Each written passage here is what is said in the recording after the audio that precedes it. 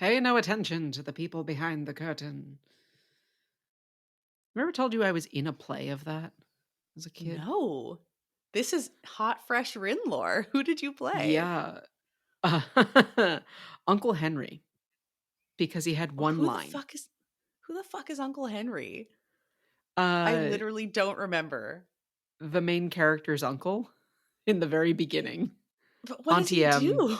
Auntie M's husband. Okay. Not much. Yeah. I was like 5, so Oh, you were a baby. That's cute.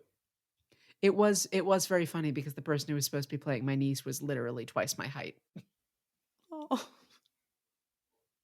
that's And I do actually mean really literally. adorable. Yeah, because you were This I little. I feel like I'd have made a good munchkin, except the munchkins had lines and, they weren't gonna give me Oh, lines. oh no, that's so cute. I hope your mom has pictures of that. I'm sure you could ask her. Yeah. Yeah, that was my first foray into theater, and here I am years later, not really having been a theater kid, but having been a theater kid in all but the actual getting on stage bit. Mhm.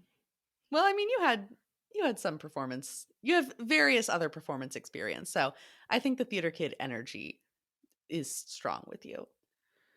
The theater kid energy is incredibly strong, and not least because I'm gay. Hi, Sam. Hi, Rin. How's it going? I am very tired, but I'm very ready to discuss what we have to discuss on this very special bonus episode.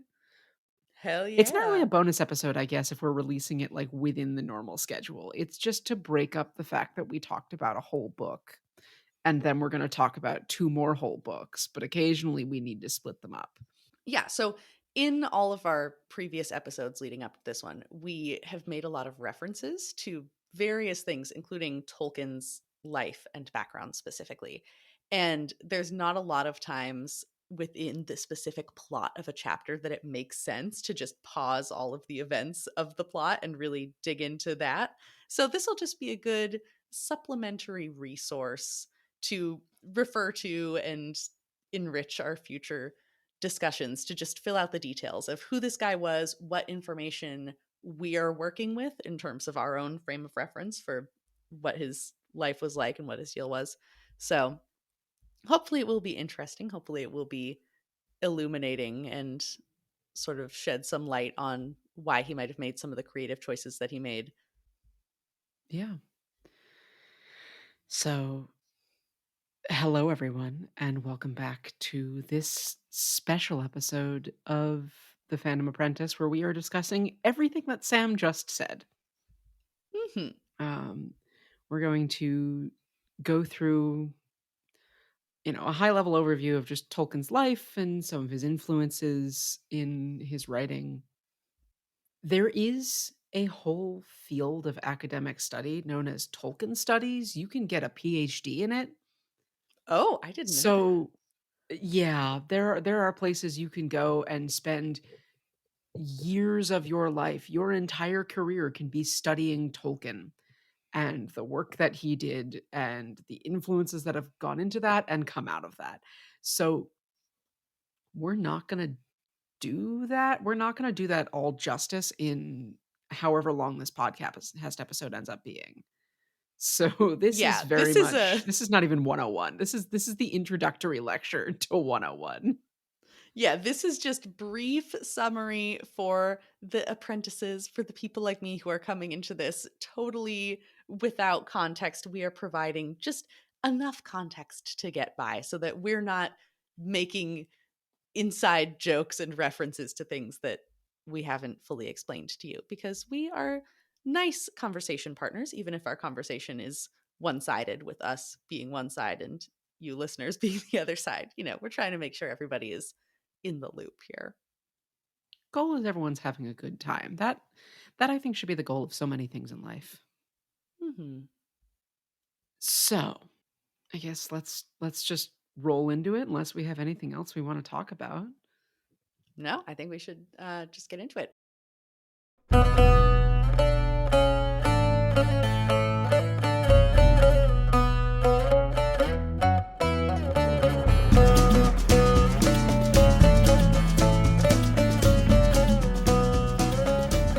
So I think probably the first sort of big disclaimer that goes over all of this is we obviously have a really strong connection to these books. They mean a lot to us. We admire Tolkien's work a great deal, and I think our opinion of him is generally very favorable. But and I think that we've done a good job representing this stance in other episodes, but it bears repeating. The goal of this little discussion is not to elevate an old white Catholic British guy as the best, biggest genius dude ever. There's a lot of critiques of Tolkien and his work that are important and valid, and we invite people to participate in that with us. But just as a disclaimer, we have critical thinking skills. And if you We come do. away from this thinking that we are, elevating him as the least problematic guy of all time because we're saying nice things about him, we've fundamentally miscommunicated something. So that is Yeah. our statement of intent. Thank you, Professor Sam. You're welcome. But that being said, I took up the half of this that was just sort of biographical details, his life, so we can get into that. So Tolkien was born in 1892, died in 1973. He was 81 when he died. It's a good long life. Um, this source for basically all of this, by the way, is just his Wikipedia page. So if you want to read more detailed information to start your future Tolkien studies PhD, then go for it. But he was born in what is now South Africa and came to England with his family as a child on what was supposed to be a long vacation, but they just ended up staying forever. I think his family was originally English in origin, and he considered himself to be English. He identified as being English. He didn't feel much connection with the country of his birth. Um, his childhood was charming and unremarkable. He was apparently bitten by a spider, and there's a whole thing in the Wikipedia page about how he was bitten by this spider, and people think that that is the reason that spiders are enemies in his work, but he apparently had no memory of this happening, and so I'm not really sure why that became such a foundational piece of Tolkien lore. Okay, but here's the thing, Mhm. and we haven't Yeah. really gotten to this yet, so this is like a minor spoiler of in The Hobbit, giant spiders are an enemy that Bilbo faces along the way. They, attack and nearly kill all of the dwarves. There will be more giant spiders in Lord of the Rings, and they are eviler giant spiders. Um, Mhm. and the giant spiders mentioned in Lord of the Rings are the descendants of Ungoliant, who is basically a spider-shaped deity of pure evil, who Oh. Oh my. even scared the shit out of basically literal Satan. Okay. So I am a confirmed arachnophobe, and am not a fan of pretty much anything in Clade Calycerata at all, except for horseshoe crabs. They're fun. Mhm. Xyphosora, I think they're fun. I enjoy them. But besides horseshoe crabs, anything else in Calycerata is off the table. Point being, I have only vague memories of things that sparked my childhood fear of spiders and have, continued into adulthood. So, things like this where you are bitten by a large tarantula, Mhm. like Tolkien was, and I'm holding up my hands to show Sam how large baboon spiders are big. Mhm. Um, you can, if you feel like seeing images, look that up yourself. And if you don't, just know it's bad. Whether or not he remembered the event, it probably did make some sort of lasting effect on his subconscious. And, him saying, I didn't think badly of spiders. It wasn't really a problem for me. I don't trust him. Oh no. He had considering, unresolved. I mean, considering spiders were like the antagonist through the rest of his work. Yeah, I wanna say, "Oh, I feel so bad for him, all his unresolved spider trauma." But he had a lot more, much more severe trauma from, World War One, which we'll get to. So maybe most of his energy went to unpacking that and not his childhood arachnid encounter. So we can stop talking about eight-legged creatures. I just thought it was funny that it was such a big deal in the article about him because it doesn't seem to have been a subject of much of his conscious thought.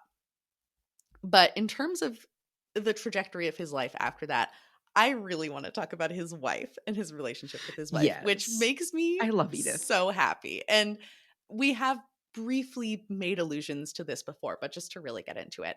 So her name was Edith Mary Bratt, and she was an older woman and a Protestant. Very scandalous because Tolkien was Catholic. And their love was literally forbidden. So I was not entirely clear on who the source of this forbidding was, but it seemed like it was his boss slash kind of academic mentor who really had a big hand in forming his career, and who basically said to Tolkien that he had to stop talking to her and stop writing to her, or this other guy would tank his career. So they didn't correspond for a long time, except for one letter that I think is preserved somewhere. And in the meantime, during this kind of radio silence, she had accepted another man's proposal. But then Tolkien got to the point that he wanted to be at in his career and reached back out to her and did this whole, I've never stopped loving you. Please marry me. I love you so much, Edith. And she dropped the other guy like a hot potato and married Tolkien and loved him till the day she died, which was so sweet and wonderful. And their relationship was the basis for the story of Beren and Luthien. And I think we've also mentioned this on the show that they have those names engraved on their headstones, which is just Mhm. absolutely heartbreaking, makes you cry because love is beautiful. Shortly after she died, he wrote in a letter, um, "I never called Edith Luthien, but she was the source of the story that in time became the chief part of the Silmarillion." And he talks about a trip that they took to Roos in Yorkshire. Hmm. Um, and says, "In those days, her hair was raven, her skin clear, her eyes brighter than you have seen them, and she could sing and dance. But the story has gone crooked, and I am left, and I cannot plead before the inexorable Mandos." The Mandos Oh, being one of the Valar. hmm. And I just love people who really admire their partner, especially straight people. And it might just be because I've been around a lot of women who have yoked themselves to absolutely useless men and just complain about them constantly. But when I hear people complain about their partners in a really like persistent way, I'm just always thinking of, but don't you like them? Don't you admire them? Aren't you dating or married to this person because they have qualities that you really look up to and enjoy? So hearing somebody just speak so highly of his wife with these Mhm. grand, poetic, beautiful terms, it just melts my heart. And they seemed to have a really fun and playful relationship. There was an anecdote on the Wikipedia page about how they went to tea shops together in Birmingham because, of course, they're British and they drink a lot of tea. And it said that they went to especially one which had a balcony overlooking the pavement. There they would sit and throw sugar lumps into the hats of passersby, moving to the next table when the sugar bowl was empty. And that's just chaotic and silly and delightful. Little hellions. I love them. Yeah. Um, And oh, no, you go. One important note of the person who forbade him from talking to Edith Yeah, yeah, was yeah. his guardian. because his mother died when he was very young, and he and his brother were entrusted to the care of a Catholic priest, Father Francis, who was Okay, that makes not a sense. fan Mhm. that Edith was distracting him from his university studies. And apparently, according to the Wikipedia article, he, you know, obeyed Father Francis's prohibition except for once. And when Father Francis found out, he threatened to pull him out of university. Mhm. Mhm. Which, just having your love forbidden by a priest, that's extra forbidden. That makes it extra fun. A priest who is like your literal surrogate father. Yeah. Love it. That's Love it. fantastic. Related to that, the whole priest thing, he was a very devout Catholic, which was apparently also a factor in his BFF C.S. Lewis converting to Christianity eventually, because he was so swayed by Tolkien's influence. Although C.S. Lewis went to the Church of England and not to the Catholic Church, which was a big disappointment for Tolkien. But we do see a lot of that sort of Catholic morality coming through in his writing as well. Right. We'll talk about that a little bit more later. But do we want to move on to, I guess, the first of his big influences, which Being is the war the or the war, the Bible. Great War, the war to end all wars, right? Because Yeah. it ended all wars. Yeah, yeah, totally did. Yeah. So the war. Tolkien didn't volunteer for the army like a lot of men his age, which makes sense. I wouldn't volunteer for the army. And he described himself as having too much imagination and too little physical courage to do that. And it was sort of a macho thing to volunteer, and there was a lot of pressure from his family. So there were some sort of social consequences for that. But given that his priority was not dying on a battlefield, that seems reasonable. I would lose some cool guy points to avoid going to World War One for a little bit. Yeah, he ended up eventually commissioning as a second lieutenant after Hmm. he finished his degree. He said basically that his relatives started dropping hints that he needed to get his ass out to the front lines, like once he was finishing his finals. Yeah. Um, It's like going to grad school to avoid getting a real job, but you're going to school to avoid dying in the trenches. I mean, people did that in the Vietnam War too. Yeah, I mean, fucking Um, makes sense. War is terrible. And he yeah. did not have any good things to say about it. Even about his training camp in one of his letters, he said, "Gentlemen are rare among the superiors, and even human beings rare indeed." So everyone is just terrible and miserable. And he had to leave for the front line in France only a couple of weeks after getting married to Edith. And Mhm. another line from one of his letters was, "Junior officers were being killed off a dozen a minute. Parting from my wife then, it was like a death."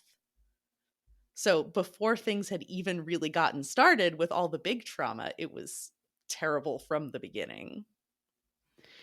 Yeah. And yeah, he was married in March 1916 and shipped out to France in June of 1916.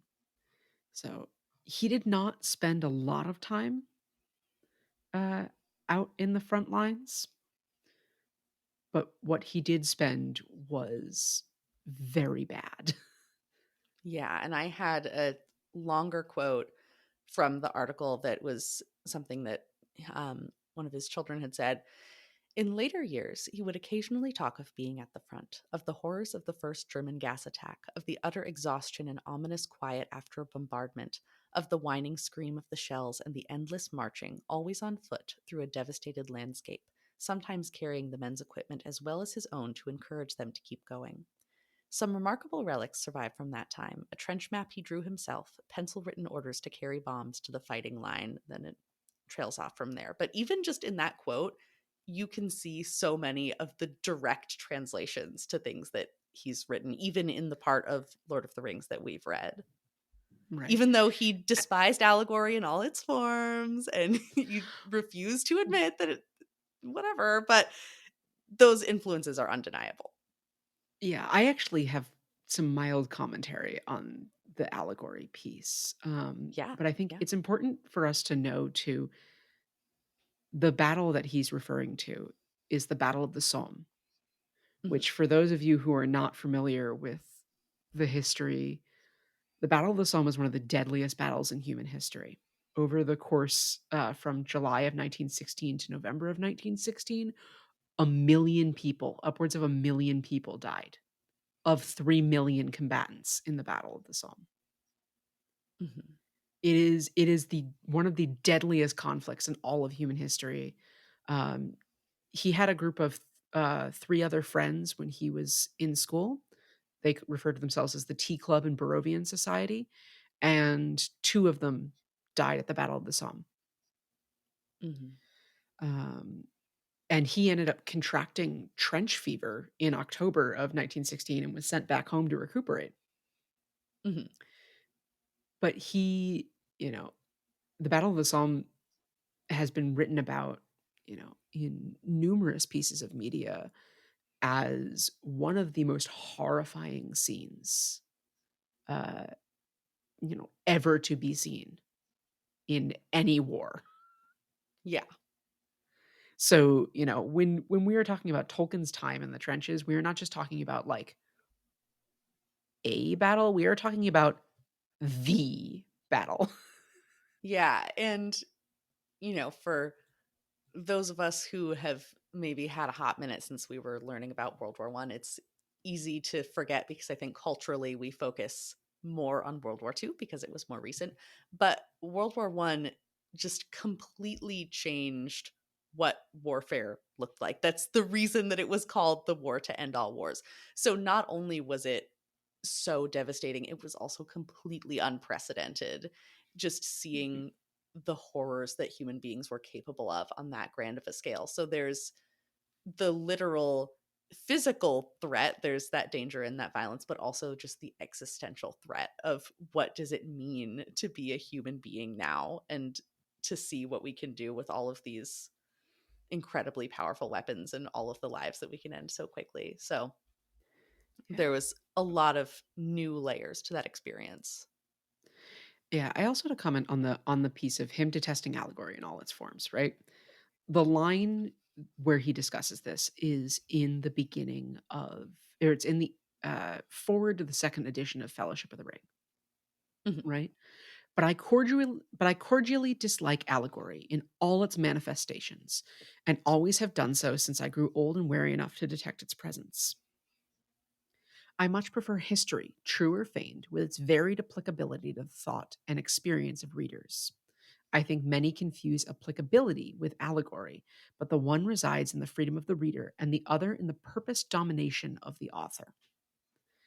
So I'm not sure that we're seeing allegory by his own words in his work. We are seeing applicability. We're seeing, as he says literally in the next line, an author cannot, of course, remain wholly unaffected by his experience. Right? So he's not writing what he's seeing as purposefully meaning uh, to be an allegory for the Somme, right? He's not meaning the dead marshes to be no man's land. This is not the great green eyes of Dr. T.J. Eckelberg staring down as God watching over us. It's not the green light at the end of the dock.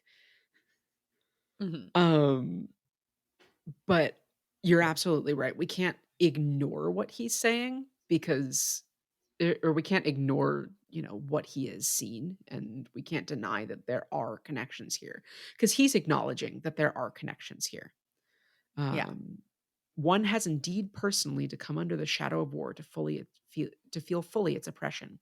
But as the years go by, it seems now often forgotten that to be caught in youth by 1914 was no less hideous an experience than to be involved in 1939 and the following years. By 1918, all but one of my close friends were dead. So that's, heavy stuff that he's dealing with in his, relatively young life, coming out of college and going straight into the war to end all wars, expecting to die, expecting to be away from his new wife, Mhm. um, and then getting sick and coming home. Yeah. When I was fresh out of college, I was barely able to handle my first office job. But I like Yeah. that distinction between allegory and applicability, and I think that having a story that is applicable and true to a broader range of human experiences also just allows it to age better and allows it to grow more and is part of what helps us to have this reading that we're doing that is so different in many ways from his original Mhm. intent. He didn't purposefully write all the gay stuff, but one of the things that I was telling But some of we our read friends it. about well, and one of the things that I was saying to our friends is that this queer reading of Lord of the Rings, this isn't a bit. I mean, there's a lot of jokes that are easy and fun to make, and so we do. But for me, being able to have this experience as an adult for the first time, as a queer adult, queerness is essential to my reading of Lord of the Rings. I can't experience this story without that layer. And because it's not specifically intentionally grounded in one event or one series of events, it sort of has the ability to adapt to that reading. And I think that's really cool. And I'll have a little more commentary on that, in a little bit with his influences. Yes. And I just have a couple of more little things Mhm. before we get into that formally. So, after the war, he goes back to civilian life in 1920. And a fun fact, as somebody who attended a historically women's college, I was very excited to see that he taught at two women's colleges that were under the Oxford umbrella. They were, let's see, Lady Margaret Hall and St. Hugh's College in their early days when they were establishing their faculty. And the reason that he was sought out for that was because he was married. So it was considered more suitable to have a married male professor than a bachelor among all of these unmarried college women. And there's layers to that. And, probably I would imagine if I had to put myself in the shoes of a 1920s college administrator, it would be so as not to tempt the lustful and weak willed young women. But as a modern person, I also kind of hope that maybe there was some effort to protect these women and girls, and that maybe a man who's already married would be less likely to be a predator who's already got a wife. I don't know. I can't read too much into that, but I thought that it was cool. I thought that it was interesting. He seems to have drunk his respect women juice, so we can hope. Yeah, especially with Edith. um, Although we don't have enough women really to make a reading of his, attitudes towards women characters, but yeah, I'm gonna keep looking for them. Eventually, I'll find one, maybe. oh, yeah. Yeah, but then in his academic career, he gets into a lot of publications of medieval stories. He translates some works that I was not already familiar with, so I don't really know what they are, what they're about. Um, He also, as we've discussed, was the foremost Beowulf scholar of his day, and he started a translation that wasn't finished and published until 2014, which I thought was really cool. So I just found that out. So I need to look that up and learn about Beowulf. But, and I'll let you do the majority of speaking on this. I didn't really understand what it meant to be the foremost Beowulf scholar. I kind of thought of that as just sort of a dusty, kind of boring old professor thing.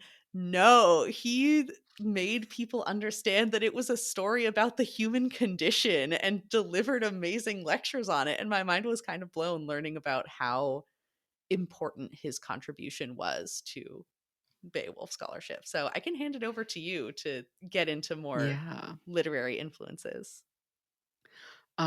Yeah, so just to kind of roll into, like, his academic career and literary influences, the things that we're going to see more in his writing. Uh, for the rest of his academic career, once he returned to civilian life, he was a reader at the University of Leeds from 1920 to 1925, and then became the Rawlinson and Bosworth Professor of Anglo-Saxon at Pembroke College at Oxford from 1925 until 1959 when he retired. Mhm. and he and Edith retired to a seaside resort town called Bournemouth, which he apparently wasn't a huge fan of, but he did very purposefully for her.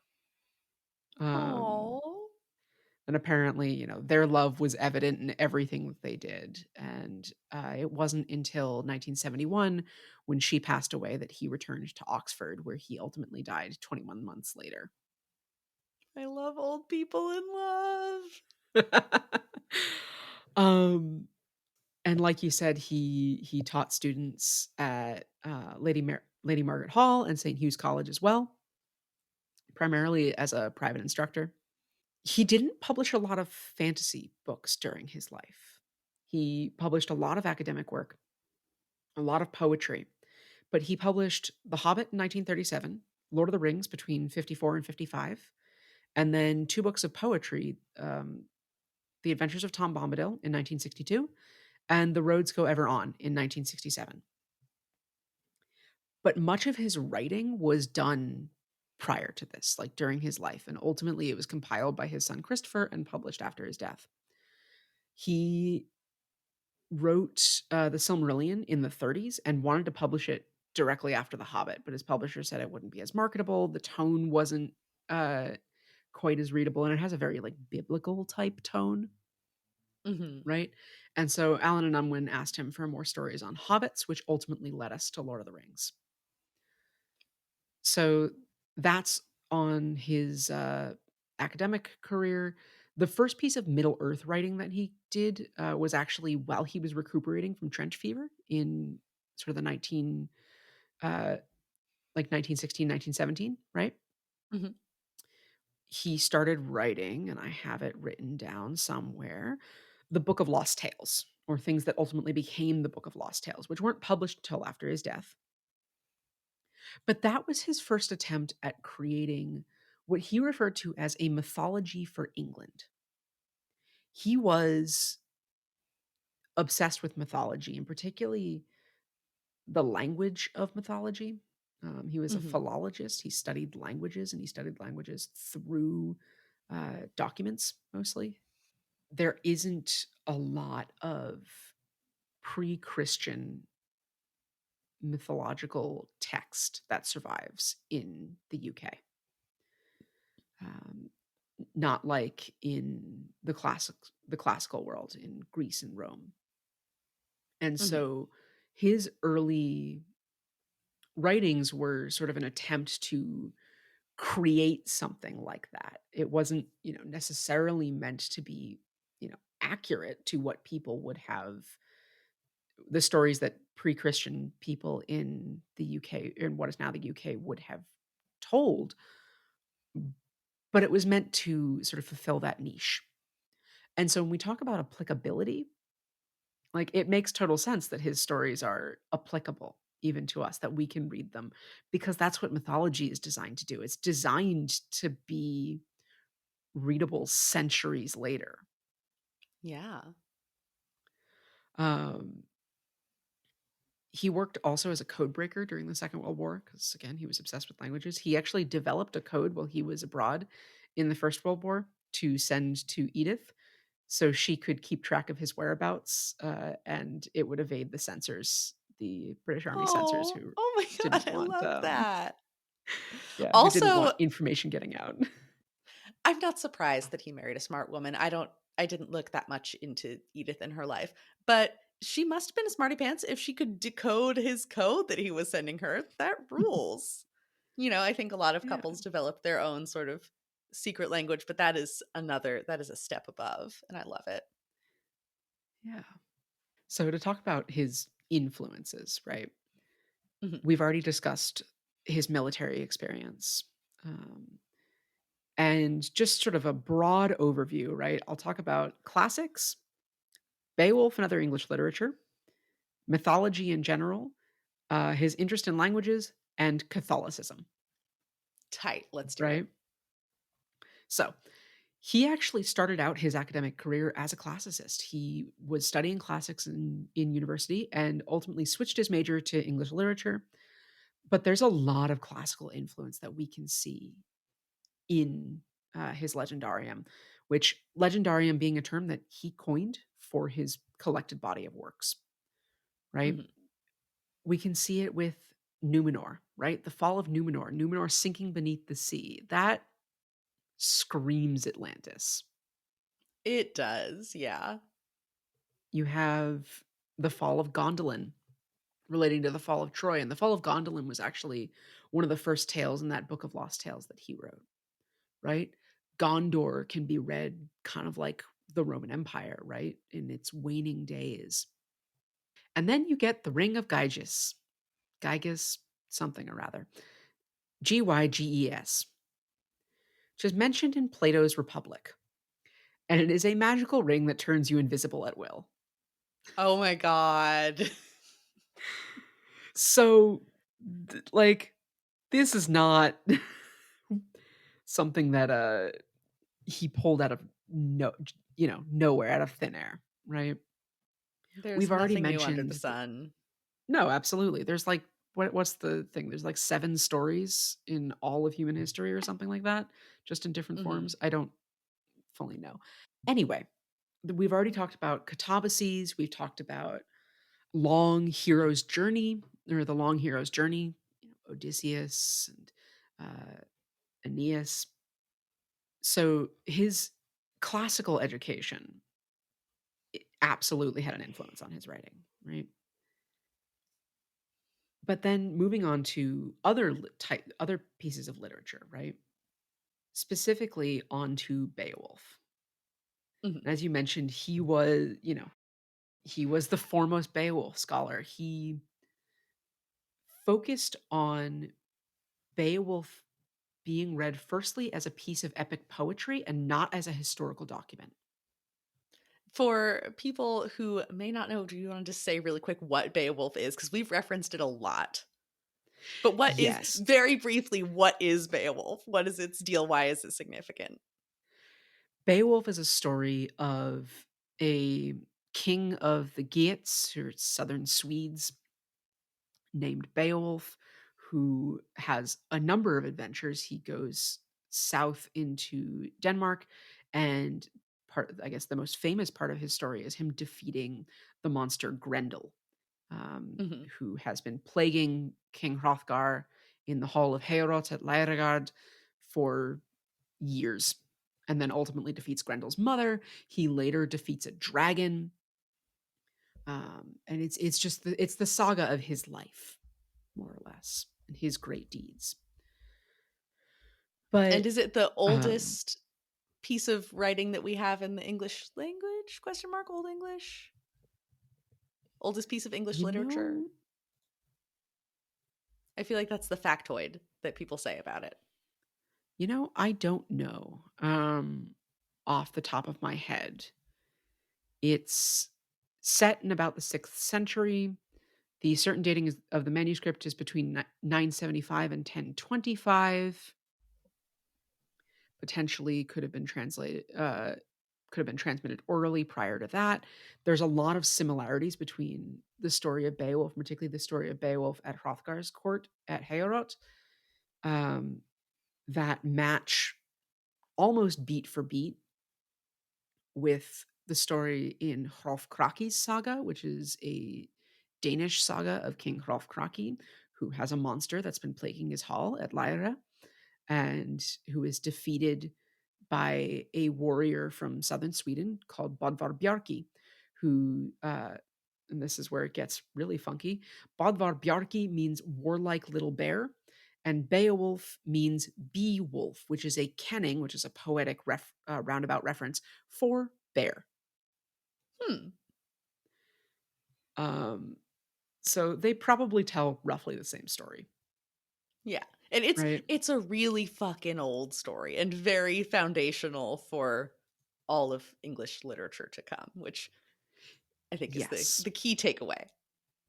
Right, and I have 3 different translations, sitting next to me right now, the I Francis love you Gomer so translation, much. the Seamus Heaney translation, and the Maria Davna Headley translation. I don't have his Amazing. translation, which I need to obtain at some point, I've already but gotten you your Christmas gift this year, but next year. I talked to my parents about it already, don't worry. Good. Um, so he taught Beowulf in his classes to, among other students, the poet W.H. Auden, who wrote him later in his life and said that hearing Tolkien recite Beowulf was an unforgettable experience, and that his voice was as the voice of Gandalf. Mm. He apparently had a habit of starting his Beowulf lectures by walking in silent, turning to his students and shouting "Hoat," which is the opening line, and then reciting the first few lines of the poem in Old English as if he were a bard in a mead hall, right? To really show, like, this is a piece of poetry. This is a story more than it is anything else, more than it's a historical document. This is a story first and foremost. Um, and a small aside, I've mentioned previously on the podcast, I studied abroad in Denmark in undergrad, and one of the classes I took was on Norse mythology. And so being there, we went out to old Viking sites, including to the small town of Lyra, which is widely considered to be the location of the story in Beowulf and in Hrolf Kraki's saga. And they found outlines of where king's old mead halls would have stood. And nothing really stands there now. You just kind of have post holes, but they've outlined it in stones. Mhm. And they found the one that dates roughly to the 6th century. And so our class, we were all standing in this windy field, in this outline of stones, this what would have been back in the 6th century, a massive mead hall. And our professor, who is this 6'5" Danish man with a booming voice, stood up on a rock and read from the passage of Beowulf where he first enters Heorot, the hall of King Hrothgar, where he describes it as beautiful, one of the wonders of the world, roughly. And I think that was just a very interesting experience. And when I read this description of W.H. Auden, of how Tolkien began his lectures, my mind immediately shot back to that. Right, that's the power of a good professor. Yeah, that's amazing. And, you can be a good scholar without necessarily being a good teacher. It sounds like he was a really interesting professor. I would have loved to have taken his class. That's awesome. Yeah. He started this or he finished this prose translation. He did his translation of Beowulf is a prosaic translation, Mhm.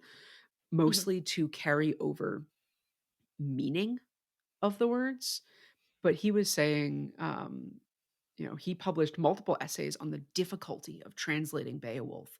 Um, Other translators, such as Seamus Heaney, are famous for sort of translating it into a modern form while preserving the poetic nature of it, right? Maria Davna Headley, in her 2020 translation, does this really interestingly by mixing sort of modern language in. So Yeah, that that's the first bro word, one that we've talked that's the about bro in one. Yeah, yeah. that first word, "what," is usually translated as like listen or low.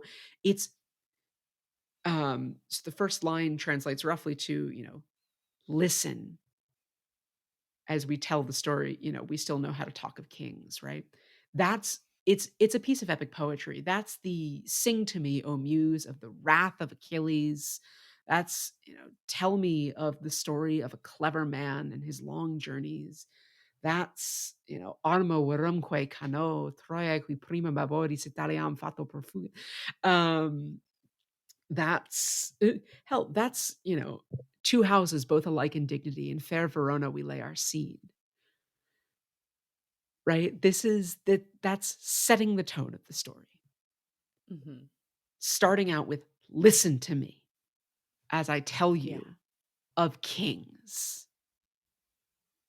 Right? And I don't know, I think it would have just been really cool, like you're saying, to be in his class as he comes in and tells us that he is going to tell us the story of kings. Mhm. And that story of kings is woven through Lord of the Rings, right? Oh, yeah. We just finished Fellowship sailing by these great statues of Isildur and his forefathers, right? Where Aragorn Who is totally the reveals that king that is returning. That's who totally, is totally, totally the totally king calling that is it. returning. Uh, Aragorn is, of kingly blood, right? Renewing the blade that was broken. The story is ultimately about this little hobbit with a great burden, but it is also about these epic kings and what they have wrought, Mhm. right? But anyway, his prose translation of Beowulf that he finished in 1925 that you mentioned wasn't published until 2014. I kind of question whether or not he would have wanted that published, specifically because of his various essays on, trying to translate Beowulf while still holding the majesty of the words in Old English, you know, having these translating these kennings that were antiquated even when they were written down, right? Mhm. And making them understandable to a modern audience. Um, but regardless of whether or not his translation is, the most definitive or whether he would have, liked to have worked more on it. The work that he did on Beowulf was foundational for how Beowulf scholarship has happened in the last 100 years. Mhm. So he referred to Beowulf later in his life as among his most valued sources, and also said at one point that the dragon in Beowulf and the dragon in the Saga of the Volsungs, which I'll mention in a moment, were the only two dragons in mythology that were really worth considering. And so they Mhm. were his influences for Smaug in The Hobbit. But moving on to, other pieces of English literature, he translated Sir Gawain and the Green Knight, Pearl, and Sir Orfeo, which I have in my little book here. Amazing. Um, all various tales of Sir Orfeo is a retelling of Orpheus and Eurydice, but Mhm. mixed with like Celtic mythology and stories about the Fae. Sir Gawain and the Green Knight is from sort of Arthurian tales, and I'm not super familiar with Pearl.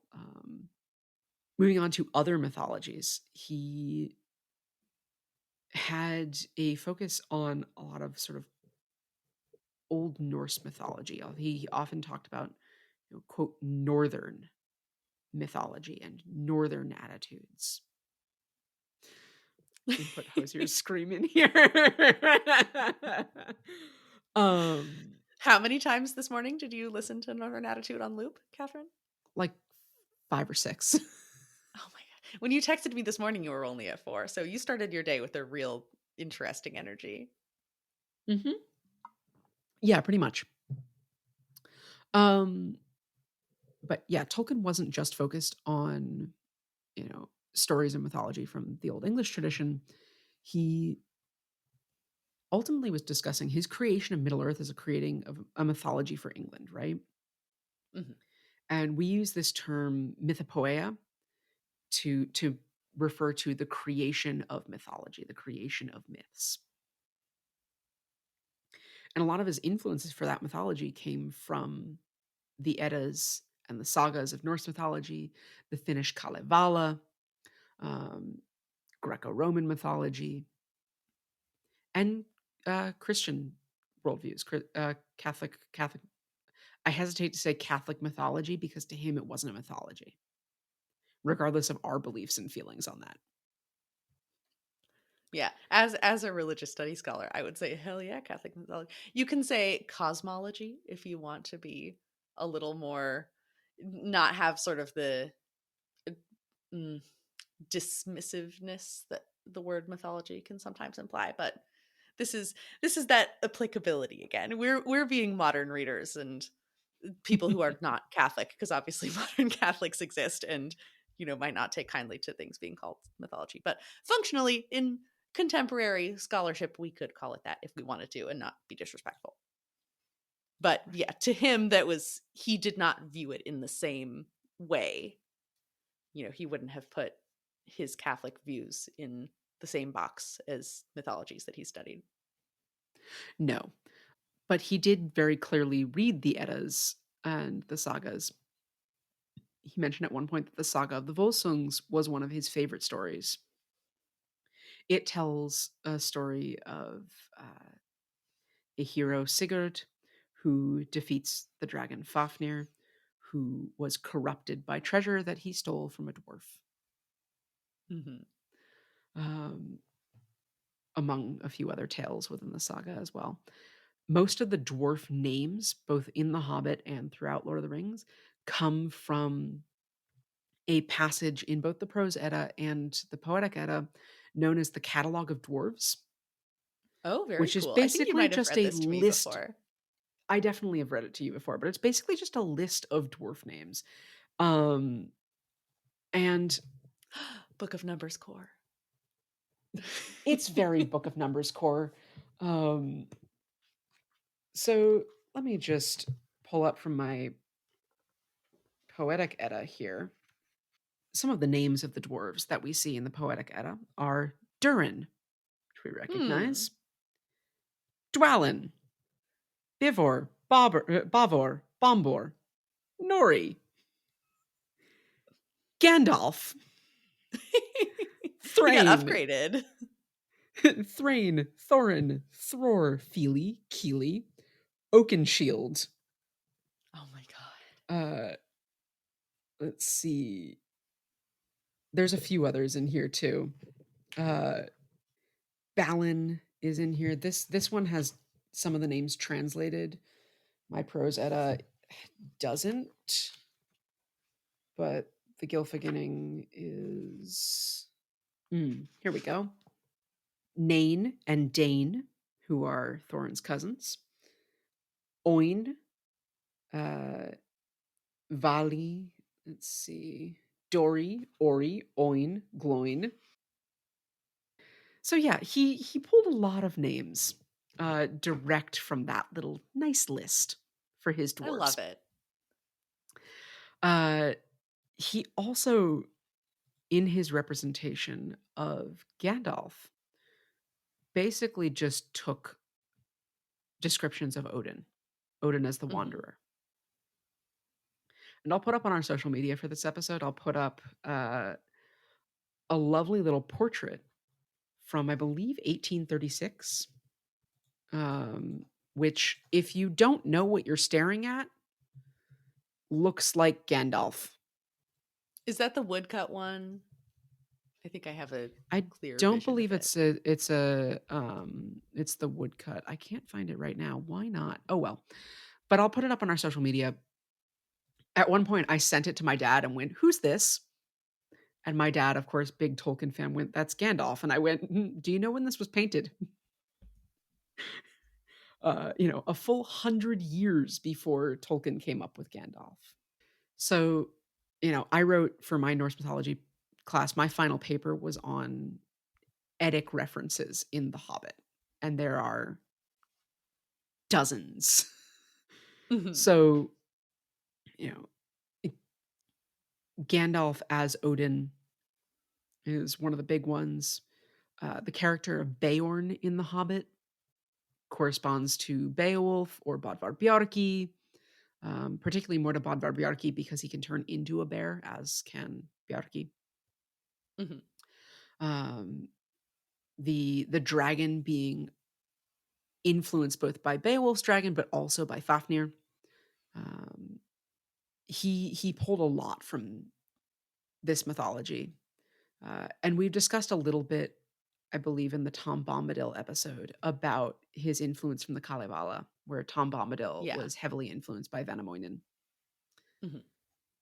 Um, and just here, I'm just going to put in a quick apology to anyone who actually speaks the languages that I've been butchering this whole time. So, uh, but speaking of languages, we'll move on to his interest in languages. Hmm. Also, if anyone does speak any of these languages and wants to just send us little sound clips of them talking, that'd be so cool. We can find a way to put it in the podcast. Yeah, that'd be very fun.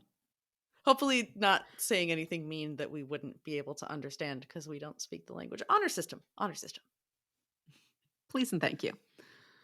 Um, but Tolkien started out with an interest in conlangs, constructed languages, probably before 1909, at least, because we know in 1909 he created his first conlang. Mhm. Um, and he learned Esperanto sometime before then. Amazing. And he ultimately created a lot of languages, the most developed of which are Sindarin and Quenya, which we've mentioned on the podcast before, Mhm. right? He's also created languages, other languages of Middle Earth include Adunaic, Khuzdul, Rohirric, Western, the Black Speech, and Entish, right? So all of which have their own influences and their own interrelations to each other, their own scripts.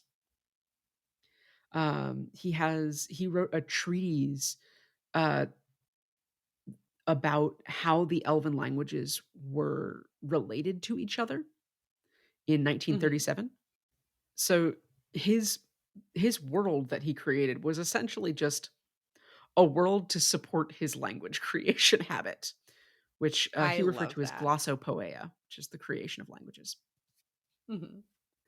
So he, you know, all of the little pieces of language, and I think we talked about this on one of the previous episodes that the the Lord of the Rings itself is, according to Tolkien, a translation of a Western, a work written in Western, right? That he has translated into English for us, the reader, right? Have we talked about the real names of the hobbits? I can't remember if we have. I know that you have sent me a video where someone was talking about the real names of the hobbits. I don't remember if we've talked about it on the podcast. Well, because the whole book is a translation, right? Uh, he changed the names of many of the characters, and in Western, the names of the characters would be different, and so certain names are the same. Gimli is the same because it's a Huzdul name. Legolas, things in Sindarin and things in Quenya.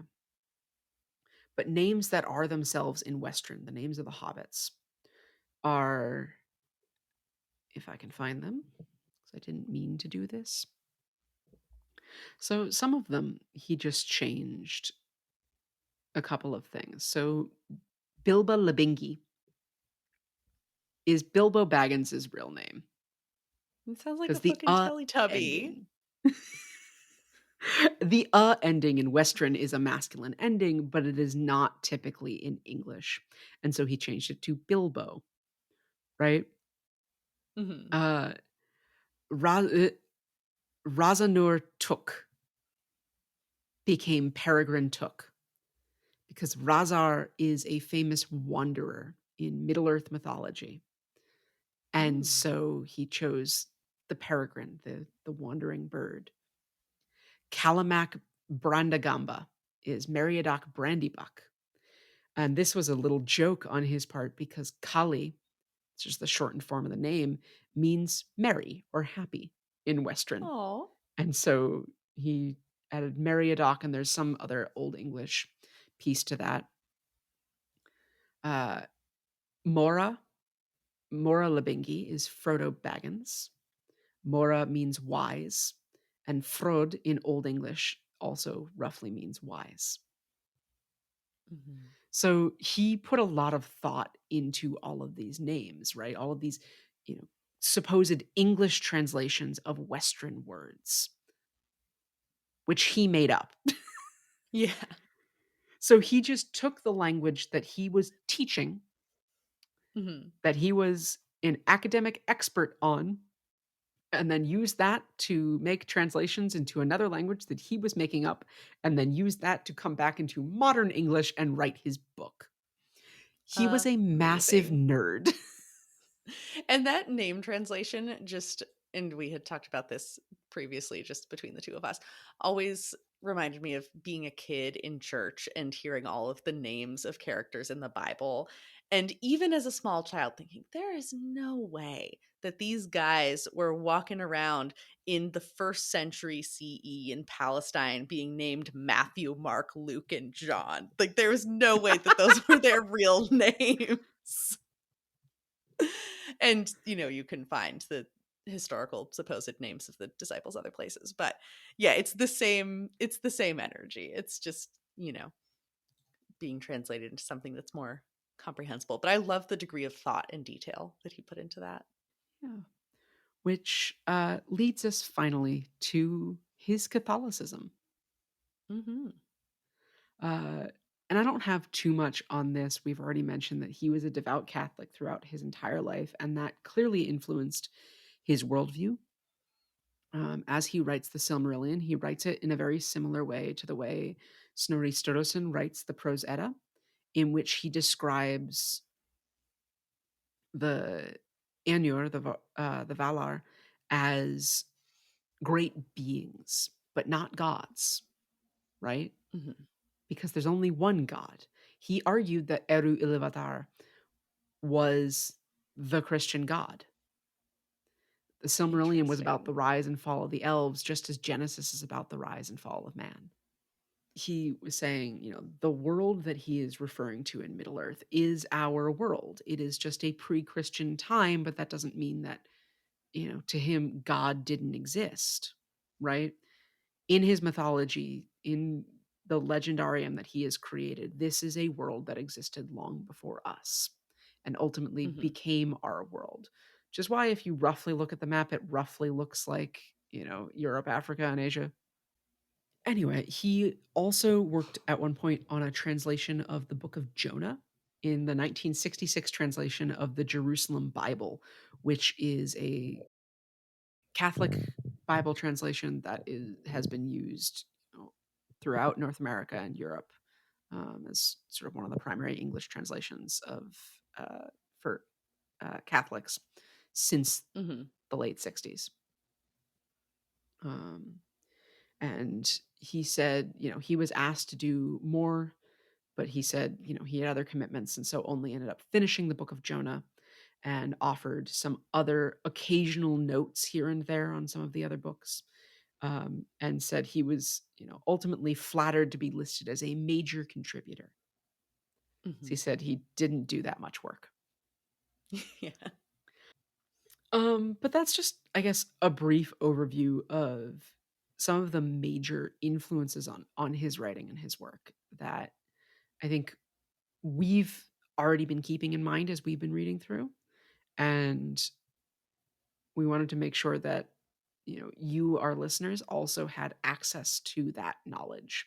And most of this is on his Wikipedia page, but also there are so many Wikipedia links that follow out of his one Wikipedia page about his life because he was prolific in his writing and the effect that he ultimately had on genre fiction in general.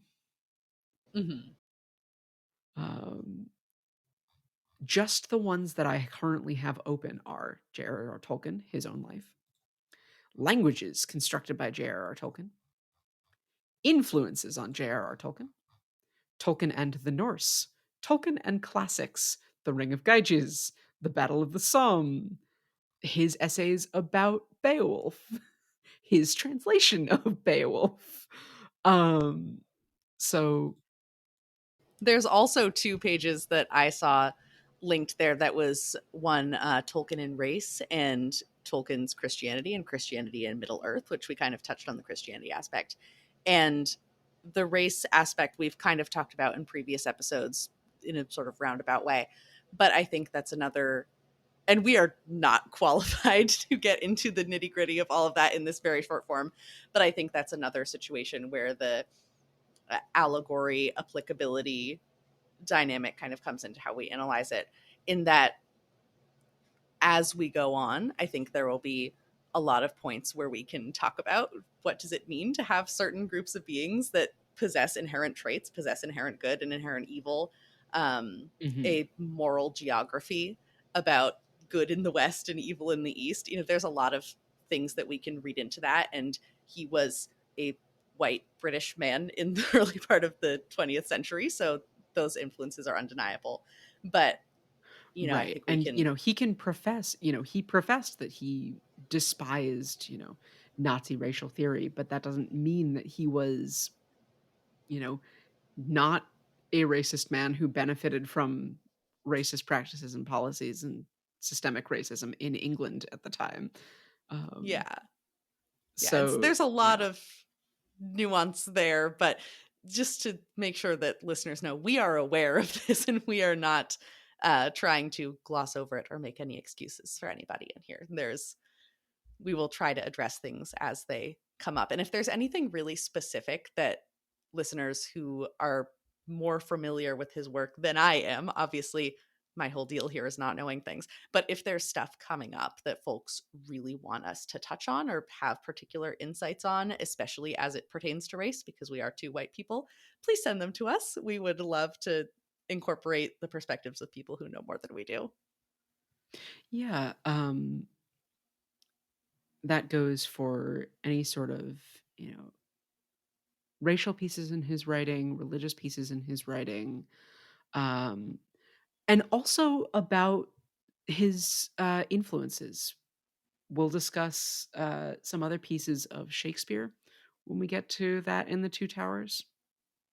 We'll discuss some Exciting. pieces of, any other bits of classical mythology, any other bits of, Northern mythology as we get into them.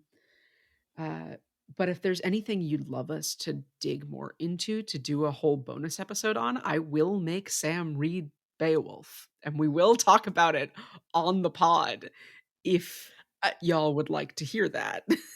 I mean, I would read it anyway. So, I'm down. Yeah, so, for this episode on Spotify, at least, we've enabled a Q&A feature. So you are welcome to, uh, if you are listening on Spotify, you can simply write in questions or responses directly. You can also always contact us on our social media at FanAppPod on Twitter, Instagram, and TikTok. The only one that I check on the regular is Instagram, but I do check the other ones irregularly. So just know you won't get a response as quickly. And we have an email. We have We have thefandomapprentice an at email. gmail.com. Yes, which I check actually the most frequently because it's on my phone. Very nice. Yeah, we do want to hear Oh, from folks. It's really cool and encouraging to know that we are reaching people's ears. And obviously, we love talking to each other, and we would just do this if it was just the two of us anyway. But knowing that these episodes aren't going out into the void, and they're reaching people with opinions and feedback to make it a more engaged, dynamic conversation is really cool. if you are enjoying what you're hearing, please leave us a 5-star review on whatever podcast platform you're listening to. Please leave us a written review if the podcast platform you're listening on allows that. You could leave comments on our YouTube channel because our podcast episodes live on YouTube as well. You can, leave us little Q&As on this particular episode on Spotify. You can come into our social media and our email, as we previously mentioned. Um, if we get a really nice message, maybe we'll read it on the air. Who knows? I would love to do that. I think that would be really cool. But anyway, uh, until next time, which I'm not going to say what we're talking about next time because I don't know. We'll figure that out. Um, Mhm. I'm signing off. Sam, do you have anything else you want to talk about for this No, episode? this has been a treat. This has been super fun. I'm excited for whatever comes next. This is good, and I hope this dear listener gives you a little bit more to hold in mind as we continue going through uh, the rest of Tolkien's saga of Frodo and the Ring. So then, until next time, have a lovely week, a lovely night, a lovely day, a lovely day, lovely day, and just fade out on that because, man, I got nothing else to say. Good night. Bye. The Phantom Apprentice is produced and edited by Ryn and Sam. Our music was composed and performed by James, and our art is by Casey Turgeon. This podcast is created for non-commercial entertainment purposes, and the opinions expressed therein are our own and are not reflective of the opinions of any other person or organization. The content discussed is the property of the Tolkien estate and is used here under fair use.